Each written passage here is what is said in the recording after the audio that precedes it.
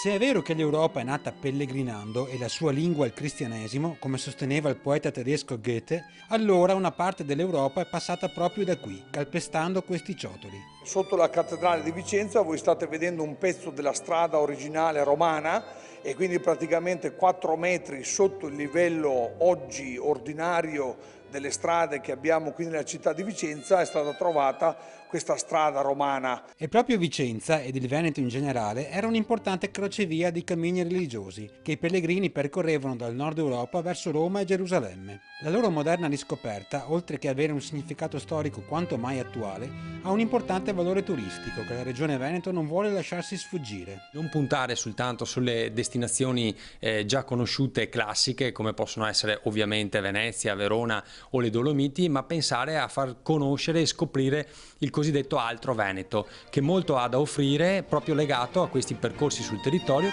Per Vicenza transita in particolare la cosiddetta Romea Strata, non un unico cammino, ma un insieme di percorsi ramificati provenienti dal nord-est europeo che qui in Veneto si incontrano per convergere sulla via Francigena, direttrice maestra verso Roma, in assoluto tra i più antichi pellegrinaggi europei. C'ha almeno 1700 anni questo cammino, noi lo sappiamo perché il primo diario di un pellegrino che è transitato qui nelle nostre terre venete è del 333 d.C., un pellegrino che è partito dalla Francia, da Bordeaux ed è andato a Gerusalemme. Vicenza è uno snodo rilevante delle vie di pellegrinaggio, soprattutto dalla parte del nord Europa, perché la Val d'Adige non era molto transitabile data la molta acqua che c'era del fiume Adige, il quale non aveva gli argini, e quindi praticamente i pellegrini transitavano per le vie pedocollinari. Oggi questi antichi itinerari sono stati ricostruiti, mappati e segnalati. Il camminatore moderno può dunque rivivere l'esperienza dei pellegrini di un tempo, percorrendo un tracciato che collega abbazie, monasteri,